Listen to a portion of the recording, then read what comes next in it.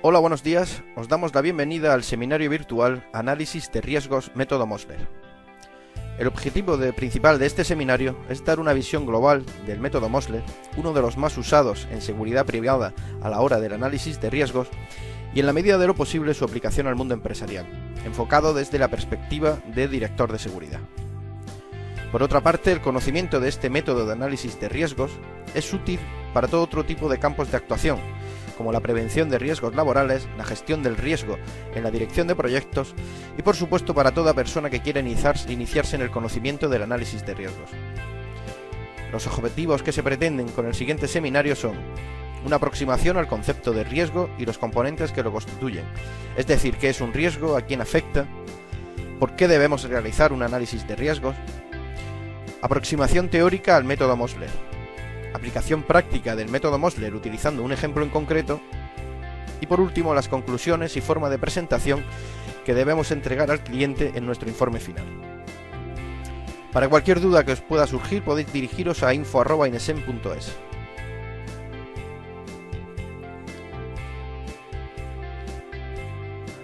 En esta primera parte vamos a realizar una aproximación al concepto de riesgo, no tanto su definición formal, sino ver cuáles son los componentes que lo definen, que son 3. Para acercarnos a este concepto de riesgo, primero tenemos que valorar qué es el bien, es decir, toda persona, animal o cosa que en determinadas circunstancias posee una o varias cualidades benéficas, en virtud de las cuales resulta objeto de nuestra valoración. Generalmente el bien no tiene un valor absoluto, sino que depende de las circunstancias de donde se desarrollan. Por ejemplo, el valor relativo del agua es distinto en España que en el desierto del Sáhara. El valor relativo de un diamante dista mucho de su valor en el mercado de divisas y valores que su valor cuando es un diamante en bruto en las minas. Por lo tanto, el concepto de relatividad o de entorno donde se da el bien es fundamental para conocer su valoración. Desde el punto de vista empresarial se suele utilizar el término de activo en vez del de bien. El activo es el recurso de la empresa ligado a esta y necesario para que funcione correctamente y se alcancen los objetivos propuestos por la dirección. Como activos podemos encontrar la financiación, el dinero de la empresa, sus bienes inmuebles, el stock, la información. Otros activos no materiales de la empresa, por ejemplo, es su personal, sus trabajadores, que en el caso del análisis de riesgos siempre son la primera prioridad a la hora de valorarlos. En cuanto a los activos inmateriales, también se encuentran la imagen, el prestigio o la actividad desempeñada y la imagen y la confianza generada ante el cliente, que pueden verse afectadas por la materialización de un riesgo que no hayamos contemplado y valorado.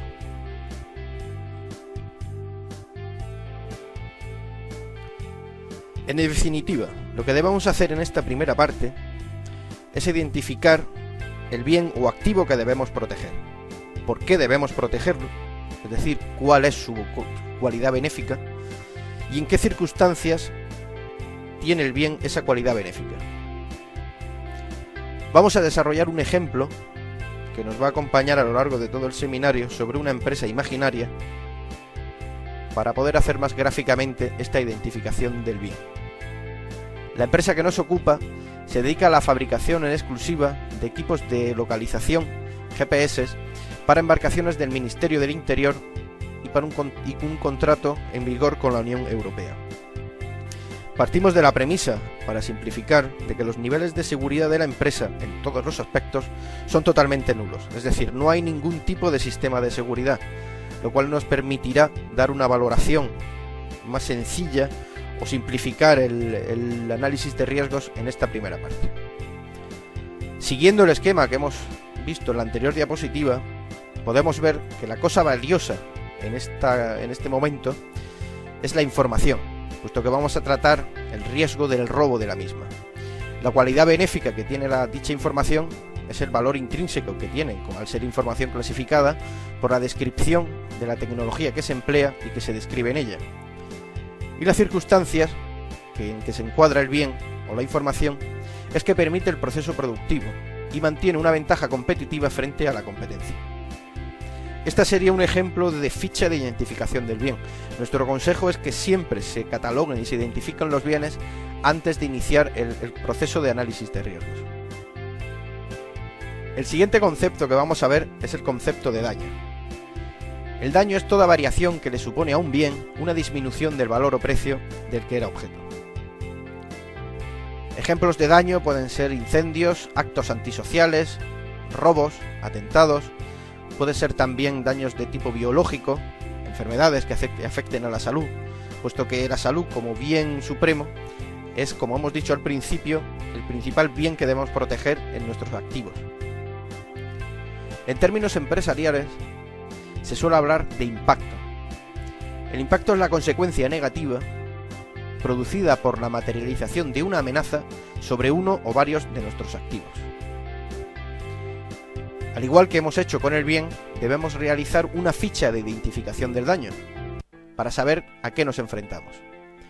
En dicha ficha de identificación del daño, debe constar el daño en sí mismo, el agente dañino o causa que origina el daño, cuál es la manifestación del daño, es decir, cómo se produce el daño y en qué medida, y por último las consecuencias negativas o el daño propiamente dicho. Siguiendo con nuestro ejemplo anterior, acerca de esta empresa que fabrica GPS para el Ministerio del Interior, y teniendo en cuenta que el bien que tenemos que proteger es la información que se recoge en la empresa, que se sitúa en la empresa, el agente dañino en este caso serían personas, o bien grupos organizados o profesionales del espionaje industrial que, contratados por la competencia o como agentes libres, podrían querer obtener información privilegiada de nuestros activos. También los clientes internos, es decir, los trabajadores de la empresa, generalmente son en muchas ocasiones el agente dañino que permite la salida de información del interior de la misma. La manifestación del daño sería el robo de la información con datos relativos a la tecnología empleada, y las consecuencias negativas sería en principio la pérdida de ventaja competitiva frente a la competencia y por último la pérdida del proceso productivo en el que nos basamos para fabricar nuestros GPS.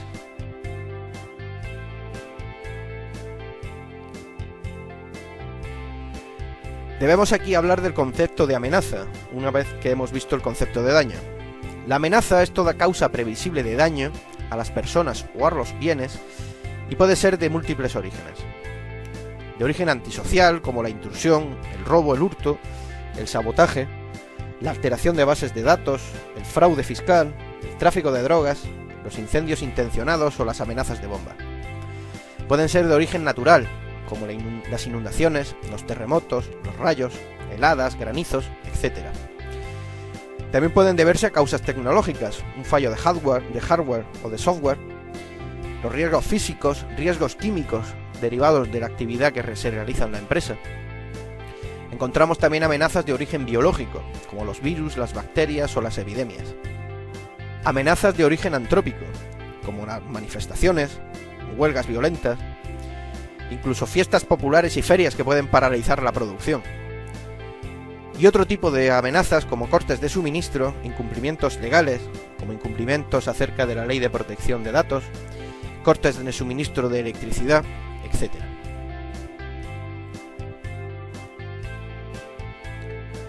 El tercer concepto que abordamos a la hora de hablar del riesgo, ya hemos visto el bien, hemos visto el daño. El bien y el daño han de relacionarse en un entorno para que exista la amenaza. Si el bien y el daño no se encuentran relacionados de ninguna manera, el daño o el agente dañino no puede hacer perder al bien su cualidad benéfica. Por tanto, se necesita una situación en la que el agente dañino pueda hacer perder todo o en parte de la cualidad benéfica del bien. Eso es lo que conocemos como entorno o circunstancia. Dicho de otra manera y siguiendo con nuestro ejemplo del fabricante en exclusiva de GPS, pues el entorno o las circunstancias sería mientras la información clasificada en cualquiera de sus formatos, papel, bases de datos, soportes lógicos y analógicos, permanezca en las instalaciones de la empresa o durante el traslado de la misma a otras sedes.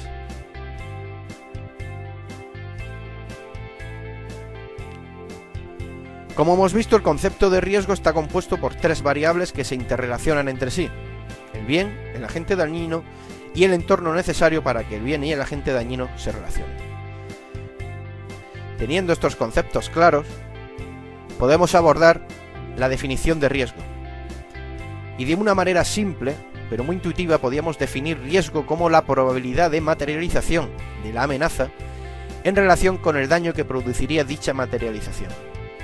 En realidad se trata de poner en relación o multiplicar la probabilidad de que un daño se manifieste por las consecuencias que la manifestación de dicho daño tendría, y eso nos da el nivel de riesgo. Es decir, si podemos asumirlo, si podemos derivarlo, nos diría si el riesgo es alto o bajo, si puede ser asumido por la empresa o por el contrario debe ser solucionado lo antes posible o transferido en caso de que no podamos solucionarlo. El riesgo también se define como la contingencia de que un bien sufra un determinado daño. Tendríamos, siguiendo este desarrollo lógico, una expresión formal del concepto de riesgo a la hora de utilizarlo en el análisis. Expresaríamos de la siguiente forma: riesgo de que la cualidad benéfica de un bien en unas determinadas circunstancias pueda sufrir una manifestación motivada por una causa con resultados de consecuencias negativas. Dicho de otra manera y aplicándolo al ejemplo que nos ocupa, la empresa fabricante de GPS y la posible pérdida de información o el robo de información. La expresión formal de este riesgo en nuestra empresa sería la siguiente: riesgo de que se produzca la pérdida de ventaja competitiva por el robo de información clasificada en cualquiera de sus formatos, por parte de agentes de la competencia o empleados desleales, utilizando técnicas de espionaje industrial o de ingeniería social durante la permanencia de la misma en las instalaciones de la empresa o durante su traslado. Llegamos a la segunda parte de nuestro seminario o tutorial sobre el análisis de riesgos, centrado ya en el método Mosler, uno de los más utilizados, como hemos dicho al principio, en el ámbito de la seguridad privada. El análisis de riesgos, o mediante el análisis de riesgos, se pretende, ante todo, identificar las amenazas a las que están expuestos los activos de nuestra empresa y, por otra parte, estimar el riesgo relativo que implica para cada una de ellas, en función de la probabilidad de su manifestación y la magnitud de sus consecuencias, la materialización del riesgo. Es decir, aplicar los criterios de probabilidad y consecuencias que hemos visto antes, junto con el de identificación de la amenaza.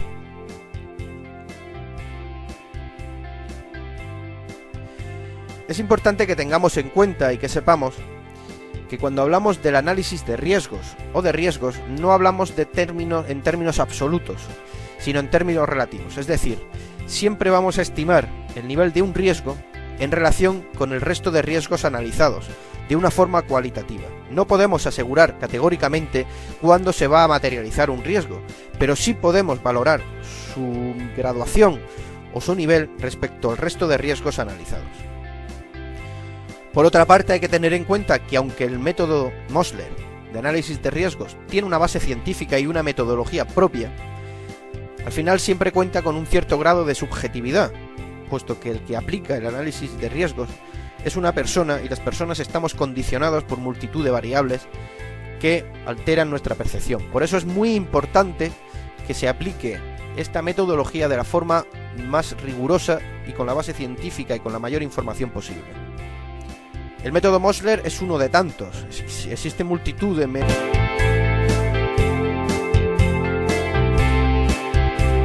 de análisis de riesgos, cada uno de ellos especializado en distintos ámbitos, como el método T-FINE, el HACCP, el Gretener, el Eric Frein, el Mayerik, pero en nuestro caso vamos a hablar del método Mosler. Es uno de los más utilizados en el ámbito de la seguridad, como ya hemos dicho, y su utilidad radica en que identifica, analiza y evalúa los factores que pueden influir en la manifestación de un riesgo, para poder calcular la base o el nivel de riesgo al que nos enfrentamos.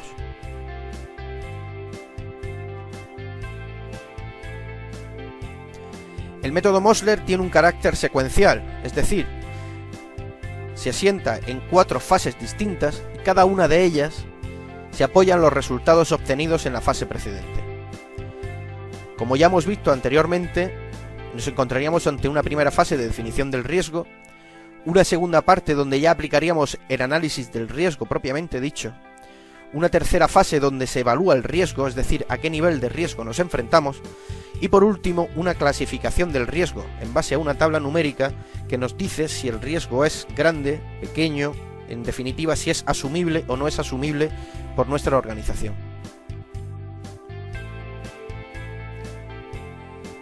En esta primera fase, la identificación del riesgo, mediante sus elementos característicos, el bien y el daño, delimitando su objeto y su alcance para diferenciarlo de los otros riesgos, el director de seguridad o el analista de riesgos necesita de disponer de una información previa, que bien debe hacerse por su cuenta o bien debe solicitar a las entidades especializadas.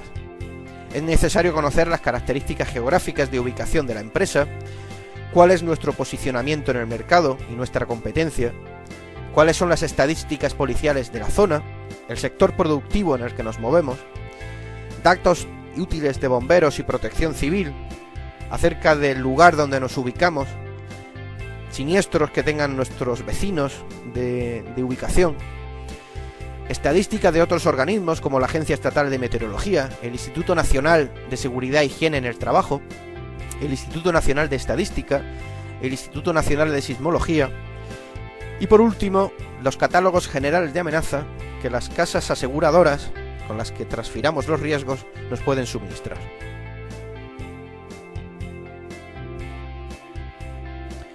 En nuestro caso prepararíamos una ficha de identificación del riesgo donde constaría el riesgo propiamente dicho, en este caso el robo de la información, la localización o el entorno donde se podría materializar ese riesgo, en las dependencias de la empresa, no vamos a tratar en ese aspecto el traslado de información, el bien que debemos proteger, la información clasificada a la que hacíamos referencia antes, cuál es el daño o el agente dañino, son las personas mediante técnicas de espionaje industrial o ingeniería social, y por último la expresión formal del riesgo que hemos comentado antes.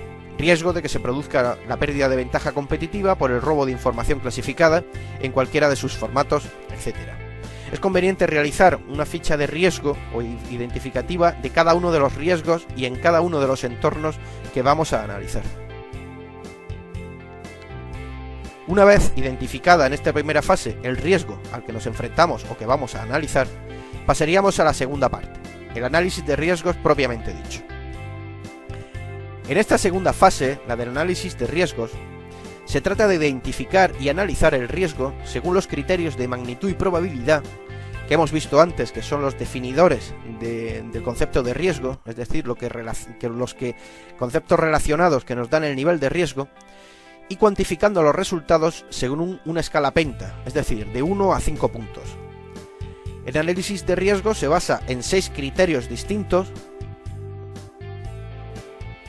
o 6 variables, las cuales nos van a dar una serie de valores numéricos que al final relacionaremos en una tabla. La primera fase o el criterio de función, en este primer momento debemos valorar o analizar cuáles son las consecuencias negativas o los daños que pueden alterar la actividad de alguna manera. De una manera práctica y sencilla, deberemos responder a la pregunta: ¿cómo afecta a nuestra actividad la materialización del riesgo? Teniendo en cuenta las cuestiones que hemos avanzado antes, que la empresa no tiene ningún tipo de sistema de seguridad, seguramente no tenga tampoco ningún tipo de copias de respaldo, no haya un procedimiento establecido para el análisis de riesgos, para el almacenamiento de la información, con lo cual el robo de la información puede afectar de una forma muy gravemente a la actividad, puesto que tenemos los datos de producción, proveedores, clientes, en ella radica nuestra ventaja competitiva. Por nuestra parte hemos valorado este riesgo con un 4, dato que utilizaremos posteriormente. El segundo criterio, o el siguiente criterio a analizar, sería el criterio de sustitución. Mide la dificultad para sustituir los bienes afectados. Y respondería a la pregunta: ¿en qué grado podemos sustituir el bien afectado? En condiciones de normalidad, una empresa, entre las prescripciones de seguridad, se encuentra la copia de respaldo o la copia siempre de seguridad de la información con la que cuenta. Ya hemos dicho que nuestra empresa no tiene ningún tipo de sistema de seguridad, con lo cual la sustitución de un proceso productivo tan complejo como sería el diseño y el desarrollo de GPS sería muy difícilmente, o al menos así lo hemos valorado, difícilmente sustituible a la hora de valorar este criterio, con lo cual le otorgaríamos un 4 en el criterio de sustitución. El siguiente criterio a analizar es el criterio de profundidad. Es el grado de perturbación o efectos psicológicos que produce en la imagen de la empresa. Dicho de otra manera, respondería a la pregunta de cómo afecta a la imagen de la empresa o qué efectos psicológicos negativos tiene dentro de ella. El robo de información de un componente electrónico de GPS, teniendo en cuenta que tenemos como clientes en exclusivo el Ministerio del Interior y la Unión Europea, sería extremadamente grave. Perderíamos el contrato seguro y nuestra posición en el mercado. Tendríamos suerte si pudiéramos volver a seguir operando en este sector de actividad. Con lo cual la perturbación y el criterio de profundidad en este caso sería muy grave. La valoraríamos con un 5.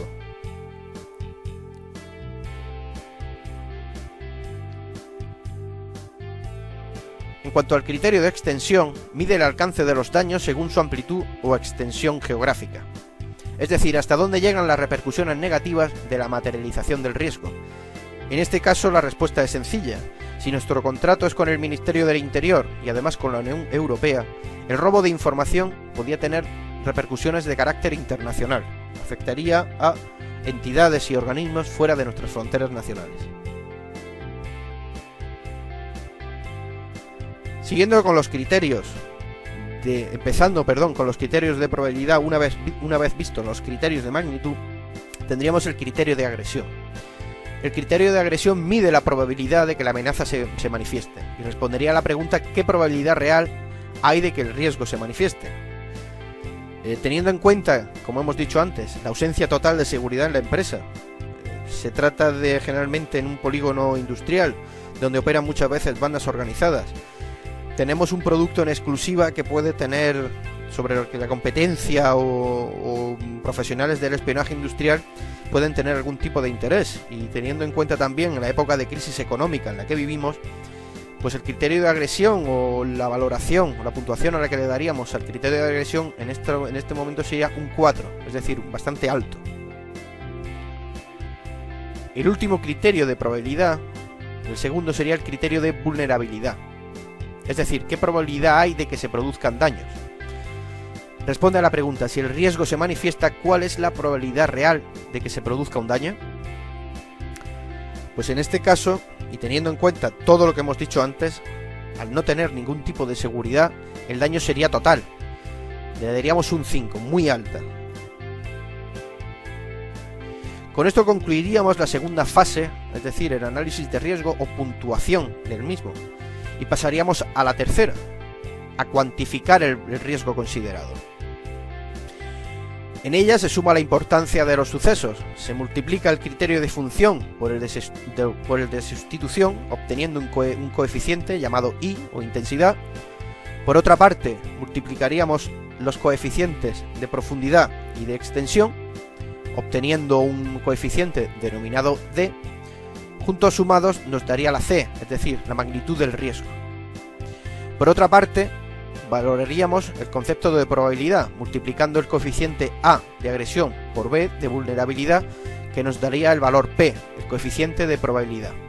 Y por último, si relacionamos ambos coeficientes, nos daría el valor del riesgo absoluto, el ER, es decir, el criterio de magnitud por el criterio de probabilidad.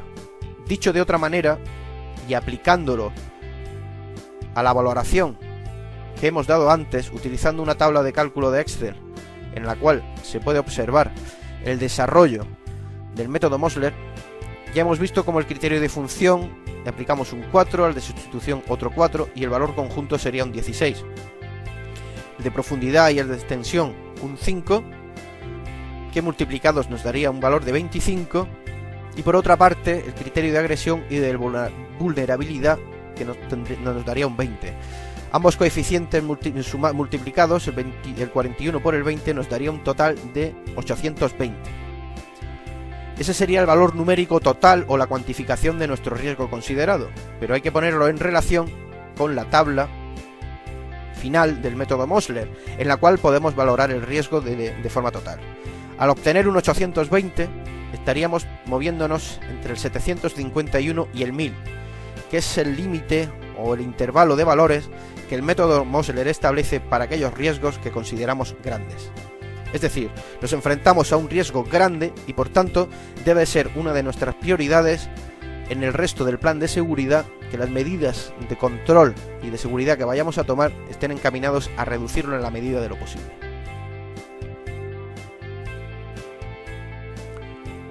Por último, una vez realizada el análisis de riesgos y la cuantificación del mismo, debemos, presentar las conclusiones y el informe final ante el cliente. Debemos explicarle al cliente por qué es necesario el análisis de riesgos, porque tiene un enfoque metodológico, evita los errores de valoración subjetivos. Al utilizar la misma escala cuantitativa permite comparar y jerarquizar los riesgos, es decir, podemos averiguar cuáles son aquellos riesgos que tienen una prioridad a la hora de ser valorados y de tomar medidas correctoras para corregirlos, lo cual permite una adecuada gestión del riesgo y de los recursos que tenemos para gestionar esos riesgos. Nos permite una toma de decisiones objetiva, lo cual favorece la optimización de la inversión en seguridad y sobre todo una reducción de las pérdidas.